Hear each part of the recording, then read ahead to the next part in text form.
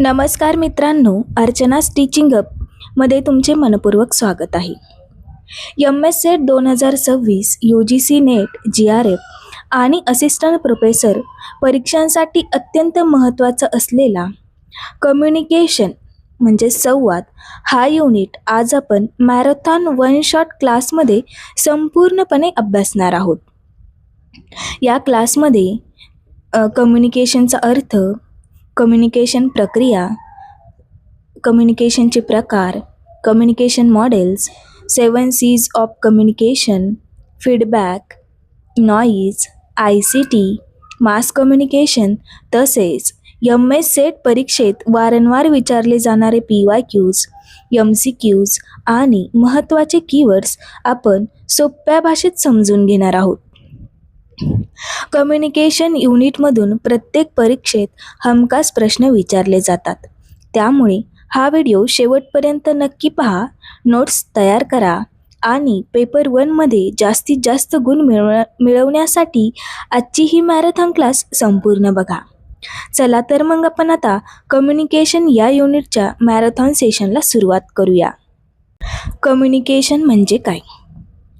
एका व्यक्तीकडून दुसऱ्या व्यक्तीकडे माहिती, विचार, भावना, अनुभव किंवा संदेश प्रभावीपणे पोहोचविण्याची प्रक्रिया म्हणजेच कम्युनिकेशन, संवाद होय. केंट डेव्हिस एका व्यक्तीकडून दुसऱ्या व्यक्तीकडे माहिती व समज हस्तांतरित करण्याची प्रक्रिया म्हणजेच संवाद होय. न्यूमन अँड सुमर 2 किंवा अधिक व्यक्तीमधील तथ्ये, कल्पना आणि भावना यांची देवाणघेवाण म्हणजे संवाद होय. संवाद कम्युनिकेशनची काही वैशिष्ट्ये आपण बघूयात. कम्युनिकेशन हे द्विमार्गी प्रक्रिया आहे. कम्युनिकेशन सतत चालणारी प्रक्रिया आहे. कम्युनिकेशन सामाजिक प्रक्रिया आहे.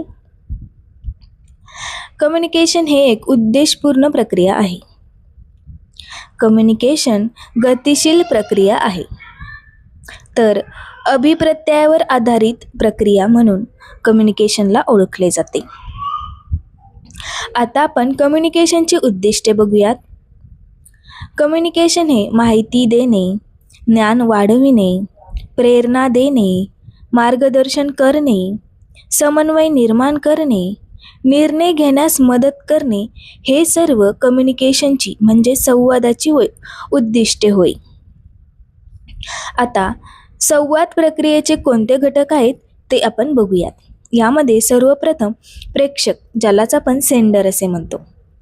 संदेश पाठवणारी व्यक्ती, त्यालाच आपण सेंडर म्हणतो.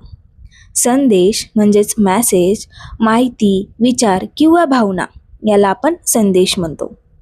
संकेतांक म्हणजेच इनकोडिंग, संदेशाला योग्य स्वरूप देणे म्हणजेच इनकोडिंग होय.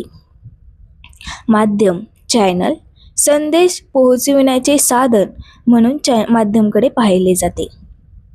ग्रहणकर्ता म्हणजेच रिसिव्हर, संदेश स्वीकारणारी व्यक्ती त्यालाच रिसिव्हर असे म्हणतात.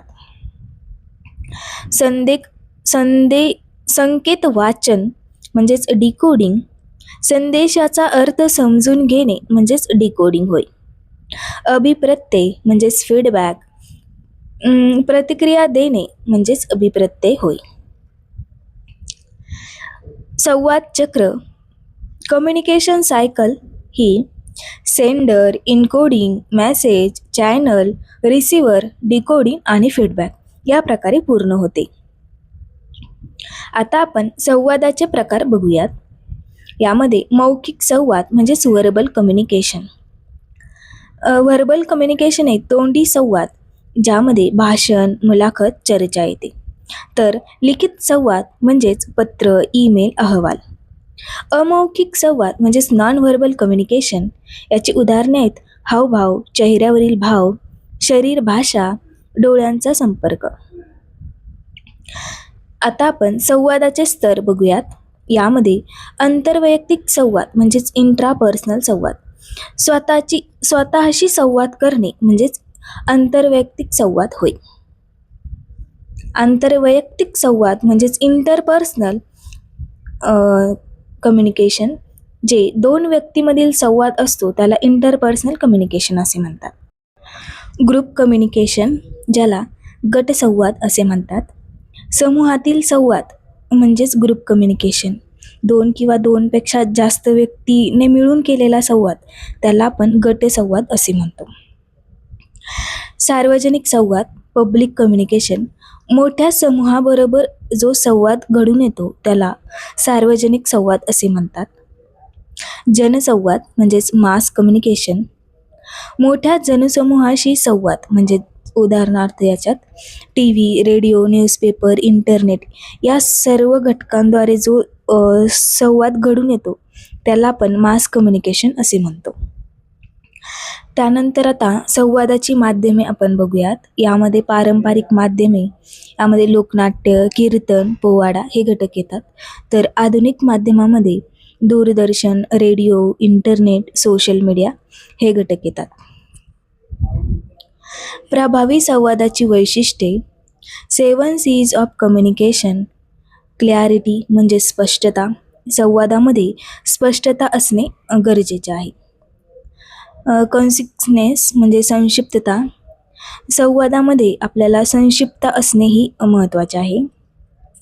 कम्प्लीटनेस म्हणजेच पूर्णता. करेक्टनेस म्हणजेच संवादात अचूकता असणेही महत्त्वाचे आहे. कन्क्रीटनेस म्हणजे ठोसपणा. कन्सिडरेशन म्हणजेच विचारशीलता. आणि कर्टसी म्हणजे सभ्यता.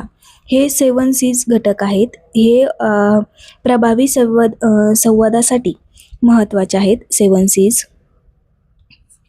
यावरती तुम्हाला प्रश्न विचारला जातो. आता आपण संवादातील अडथळे म्हणजेच बॅरियर्स ऑफ कम्युनिकेशन्स बघूयात. यामध्ये भौतिक अडथळे, ज्यामध्ये आवाज, अंतर हे घटक येतात. तर भाषिक अडथळे, यामध्ये कठीण भाषा, चुकीचे शब्द वापरणे हे घटक येतात. मानसिक अडथळे, यामध्ये पूर्वग्रह, भावनिक स्थिती हे घटक येतात. सांस्कृतिक अडथळे म्हणजे संस्कृतीतील फरक, यामुळे सांस्कृतिक अडथळे निर्माण होतात.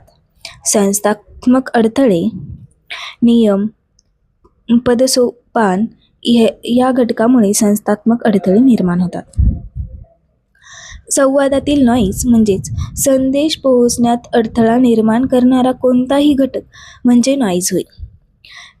याचे प्रकार: physical noise, semantic noise, psychological noise,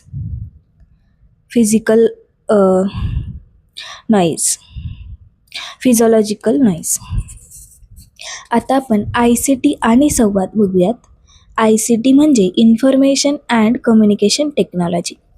याची उदाहरणे: Zoom, Google Meet, email, LMS. याचे फायदे आहेत: जलद संवाद, ICTमुळे जलद संवाद घडून येतो. जागतिक संपर्क ICTमुळे होतो आणि ICTमुळे वेळेची बचत होते. जनसंवाद म्हणजेच मास कम्युनिकेशन, मोठ्या लोकसमूहापर्यंत माहिती पोहोचविण्याची प्रक्रिया, त्याला आपण जनसंवाद, मास कम्युनिकेशन असं म्हणतो. मास कम्युनिकेशनची वैशिष्ट्ये आहे: मोठा प्रेक्षक वर्ग असतो मास कम्युनिकेशनमध्ये, जलद प्रसार मास कम्युनिकेशनमुळे होतो, तर व्यापक प्रभाव यामुळे आपल्याला दिसून येतो. संवादातील अभिप्रत्यय म्हणजेच फीडबॅक, संदेश प्राप्त झाल्यानंतर दिलेली माहिती, त्याला आपण संदेशातील अभिप्रत्यय म्हणजेच फीडबॅक असे म्हणतो. याचे प्रकार आहेत: positive feedback, negative feedback, immediate feedback, delayed feedback. Communications model, Shannon Weaver model. यामध्ये प्रेक्षक, संदेश, माध्यम, ग्रहणकर्ता हे 4 घटक महत्त्वाचे आहेत शॅनॉन-वेयर मॉडेलमध्ये. तर नॉईज हा महत्त्वाचा घटक मानला जातो. बेरलोच SMCR मॉडेल. यामध्ये S म्हणजे सोर्स, M म्हणजे मेसेज, C म्हणजे चॅनल आणि R म्हणजे रिसिव्हर. अरिस्टॉटल मॉडेल, यामध्ये स्पीकर, स्पीच अँड ऑडियन्स. अरिस्टॉटलच्या मॉडेलला 1 लिनियर मॉडेल म्हणजे एक तर्फी संवाद असेही म्हणून ओळखले जाते. आता MSET PYQs इम्पॉर्टंट कीवर्ड्स जे तुम्हाला लक्षात ठेवणे गरजेचे आहे. कम्युनिकेशन म्हणजे संवाद, सेंडर प्रेक्षक, रिसिव्हर ग्रहणकर्ता, मेसेज संदेश, फीडबॅक अभिप्राय, एन्कोडिंग संकेतांक, डिकोडिंग संकेत वाचक, नॉईज अडथळा, चॅनल माध्यम. व्हर्बल कम्युनिकेशन म्हणजेच मौखिक संवाद, तर नॉन व्हर्बल कम्युनिकेशन म्हणजे अमौखिक संवाद. मास कम्युनिकेशन जनसंवाद, ICT माहिती व संप्रेषण तंत्रज्ञान. MS सेटसाठी महत्त्वाच्या ट्रिक्स ज्या तुम्ही लक्षात ठेवल्या पाहिजे, यावरती प्रश्न नेहमी विचारले जातात.